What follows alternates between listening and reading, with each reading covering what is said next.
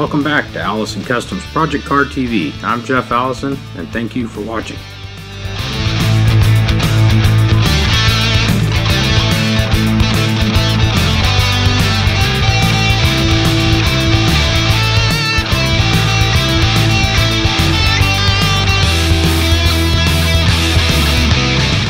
Welcome back to Allison Customs Project Car TV. So today I have got all the parts back for the vent windows.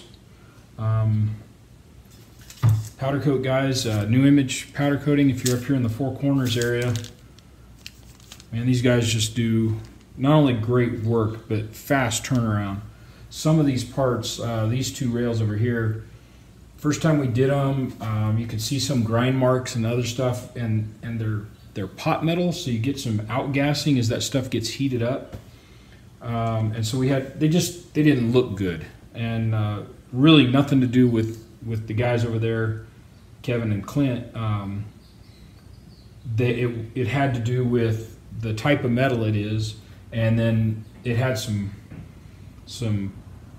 damage in it from the rust, which I may have mentioned in that last video. And so I had ground a lot of that out where you could see a lot of that grinding marks.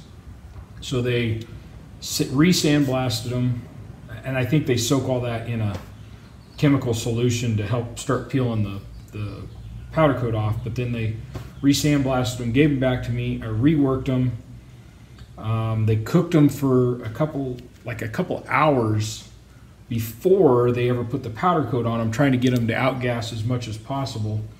And there's one or two little spots in them now. They are so much better. They're well within my acceptable range. Those guys did a great job. Additionally, I bought new glass for the car, and another great company in town, Jeff Lopez. So again, if you're up here in this area, he owns California Gold, which is a tint shop, but he also does new glass and stuff. So he'll actually be installing probably some of our windows. He ordered up a windshield for us, and so we've got that coming. But I took this glass into him yesterday because the customer and I decided yesterday that we were going to go ahead and tint the glass. So I took the glass, all the side glass, into him yesterday, and he turned these around in about 2 hours for me, in between all the other cars he already had going. When I called him yesterday to see if he could do it, he didn't know it was coming. And I brought it all. He turned those two pieces around, and the rest will be ready today, actually. So some great help up here, but that's what's allowing me to get this video done today, so that you'll see it this weekend. So all the parts are back. We've got new rubbers for everything. And then the only thing we had to save were these clips from the last one, so I got to straighten those out a little bit. Cleaned up the springs and some of the other parts, and the fiber washers on those were all wore out. So what I did was just buy the latch kit. It doesn't come with the actual latch, but it comes with the outside knob. Of course, we're not reusing those. We just powder coated the ones we had, but that got me some of the hardware that had the plastic and stuff that had just disintegrated. So we'll be reusing those and are reusing that new stuff. And then what we have to, like the springs and of course the bolts, will use that off of the old stuff. And between them, it came with wave washers and stuff. I have kits like this where you get all these different fiber washers in different shapes, and I have wave washer kits and stuff. So if you don't want to go this route, this is kind of an expensive route, but you get everything. That kit's with this piece, they come as one kit. It's called the window pivot. That's like $17. So, and we're not going to be using part of it. So it's a little bit expensive, but it gets you some of these plastic parts that aren't available separately, and in our case had mostly disintegrated. So like that one, it was probably reusable, but just barely, and there's a new one in there. And the little plastic piece that goes around those are completely gone in our kit. So we would have had to try and make something out of plastic, and Anyway, not important. What I'm going to do is, you can see all the parts here. I'm going to set aside just the parts for one window, get that one built, and then build the other one off camera. First things first is let's get the glass mounted in this channel. So the glass, if you just slid it in, right, it would rattle like crazy in there. The one piece of rubber that you basically, I have yet to be able to find anybody sells, is the little piece that went around this edge, or excuse me, around this edge as it slid in there. So what we are going to use is a little bit of this Moleskin, which is same thing. We'll end up using a lot of this roll for all of the rest of the glass. It makes the runners for a lot of it. And you can buy this in like 4 and 5 foot strips, or you can buy, you know, like you go to a couple of the different car part places and they'll sell you, you know, enough to do whichever window that you're after, and it'll cost you maybe $10 for 6 feet. Or you can buy a whole roll. It's about $20 for the entire roll. It's called Moleskin. And a lot of them advertise it strictly as what we're using it for window felt. Best thing I can recommend is buy you a roll of that. I bought that off Amazon, so if I can remember, I will put a link to it there. And it's obviously way bigger as far as width than we need. We need to run about not even an inch wide. So I'm going to split this, and that'll give us enough to do both pieces of glass. So I only own about 10 pair of scissors that I use out here in the shop. And yet the only pair I could find are these kindergarten version, which is probably good for me. Normally you'd feel like you'd just stick that felt right up against the glass, fold it over with that glue on there. On the back side here, if you tried that, you probably never get it in the frame.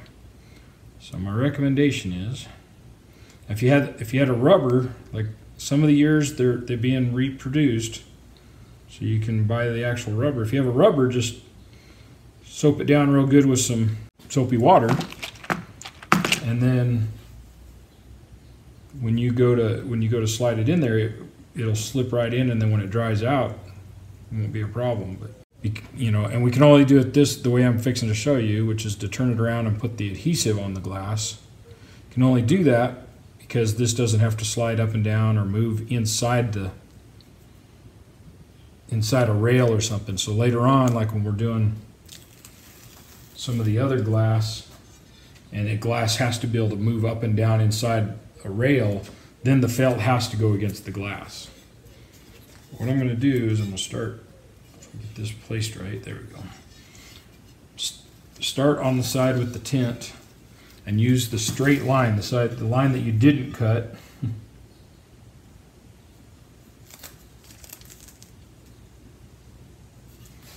get as straight a shot as you can. Now we're going to have to cut it here.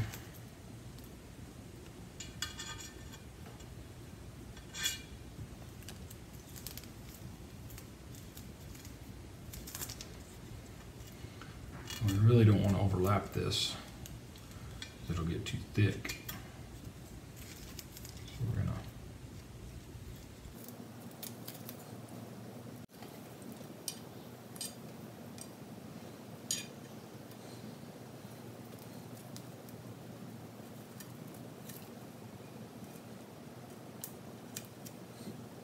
like I said, just make a few pie cuts in it.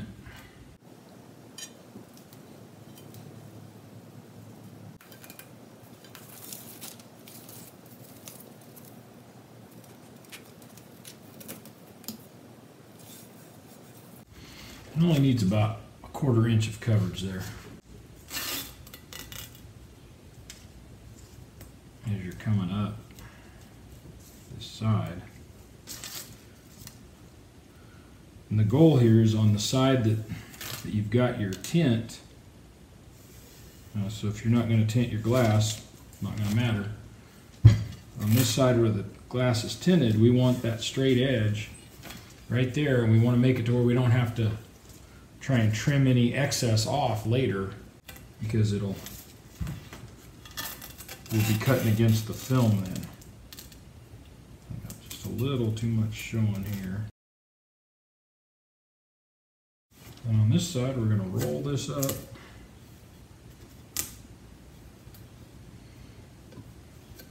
On this side, it's not nearly as important to get the exact coverage, as far as if we have a little more than a quarter, or whatever, it's not going to matter. We can take our razor blade after the whole thing is installed and run right down the edge of this and cut it off. And this stuff has pretty good stretch abilities to it, so you can manipulate it pretty good. By the time it's all done, we got about 1/8 of an inch sticking out on the outside. I got a little bit sticking out right here at this end run on the inside. So let's try and clean that up real quick. Well, actually, I didn't have it pushed down all the way. It's pushed all the way in. It's almost completely gone, so we're going to leave that alone. So we can slide a couple pieces on. We can now slide this piece on. It's got a little notch in it, and that's where this arm swung up to. You can kind of lay it out, look and see which way it went. So I got that skin on, and a little more chore than I thought, but basically I had to open up the ends of this so that it would not keep scraping so much going down the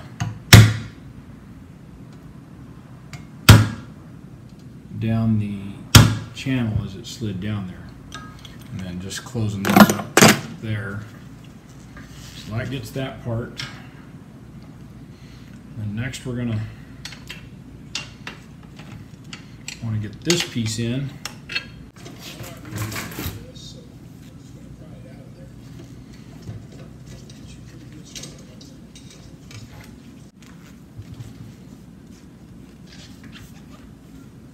Okay. Now, so remember, as you're starting to put this stuff together, there was that really weird shaped washer in here. Also a fiber washer, so I took these two out of my little kit of washers there. And I almost forgot, so that washer, the flat side goes towards the main rail here, towards your door glass, away from your windshield glass, because it's what allows the window to pivot and then provides basically a stop. And if you get it the wrong direction, you'll know pretty quick, because the window won't let you pivot it out. Then we need the black clips that we took out that came off the old rubber there, because there's I looked and looked and looked. I found nobody who resells or sells these, so make sure, if I didn't already tell you, make sure you saved them. Hopefully I mentioned that in the first video, or you're going to watch these back to back before you do anything with the parts.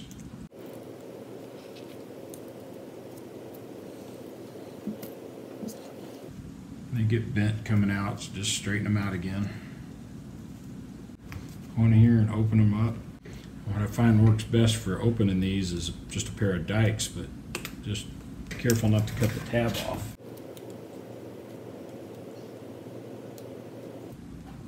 Once you get them wide enough to flip it in there, just a pair of channel locks. Squeeze it back together. What there is, there's a metal rib inside that rubber there that these are kind of catching over, so that's what we're trying to crimp over. And I don't know, I think I said this last time, to me they're kind of like this piece is kind of like something out of a windshield wiper, where it's got the metal rib buried into the rubber. as you're putting this in, just make sure you start low enough on here. Don't try and put this rubber way up on the top. This point goes into that point right there, so just kind of plan ahead as you're laying out your install. There we go. And you should just squeeze in.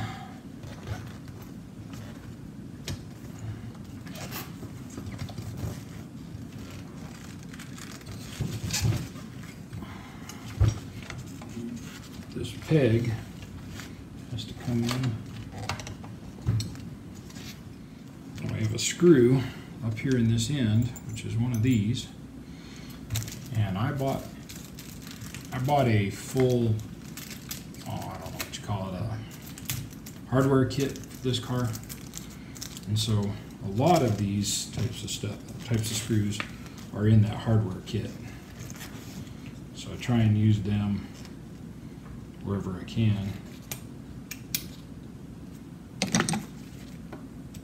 Obviously, because why go back and use a rusty screw when you got a new one sitting here, especially since you had to pay for it. Now, unfortunately, these two screws are not in the new kit. I'm going to get one screw started pretty good, or get one screw in. Put Loctite on this one. Get it started in there. Now I'll take this one out. And if you got lucky, you could probably get the Loctite on them on the first try and all that. But I rarely find that I get that lucky. Now that they're getting harder, it's better to use the right size screwdriver. It's the last piece of rubber that's got to go in. It's the back rail that the window, when it pivots back into place, seals against. And there's some metal tabs on the back that fit into some slots there in the main rail. I fussed with this quite a little bit to get it mostly in place, and then I realized I was going to need a little bit of modification to it. So right up here, it runs into the rubber from the frame, and down here does the same thing. And what you have to actually do is just trim off a piece of it.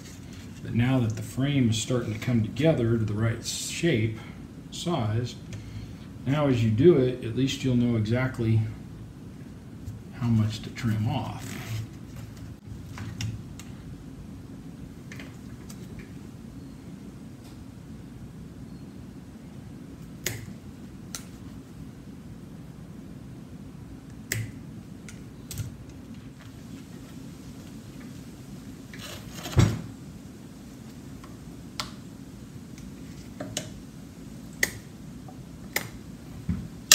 So here it's just a matter of bending over the tabs once that rubber is in place.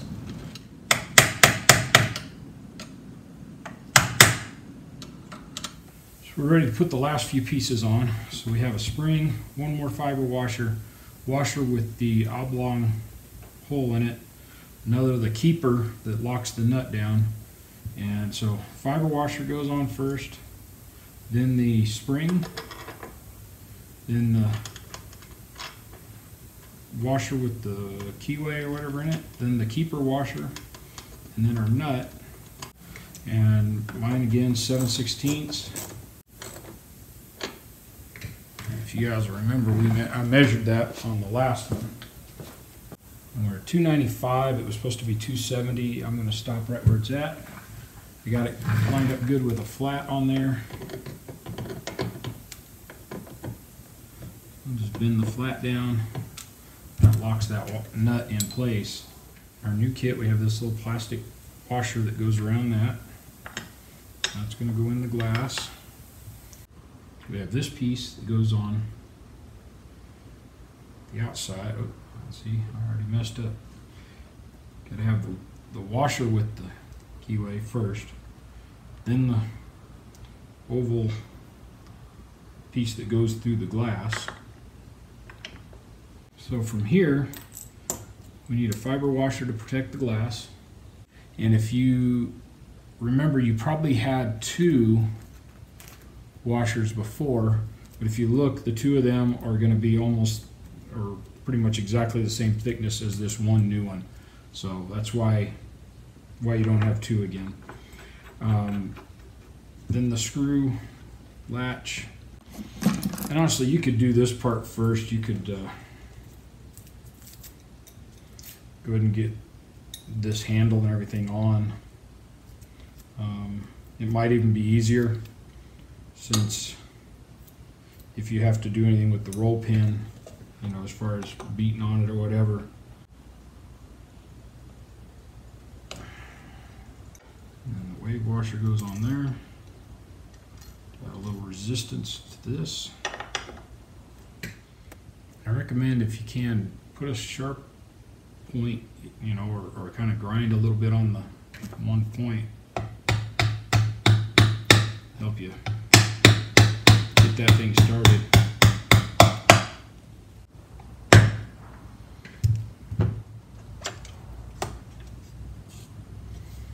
These things leak. They always have. They whistle. They always have. Our recommendation is, when you're done with it, latch it.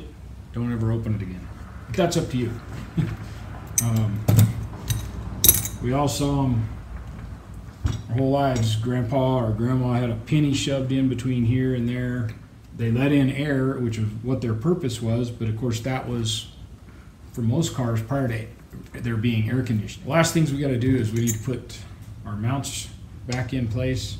So as you're putting these in, make sure you go back to your pictures or your measurements or whatever and figure out what you had for a measurement on here and set them back to where they would have been factory stock, so that you have a good place to start. And once you have both of those in, you can go put this in the car. So good, thanks for watching. I hope you enjoyed it. I know it's a little tedious to put all this stuff back together, but you end up with a really nice product when you're done. So, and it's the only way you're going to do it if you want to do them some other color than the factory chrome. So have a great day. Thanks for watching Allison Customs Project Car TV. Like us on Facebook and check us out at AllisonCustomsOnline.com.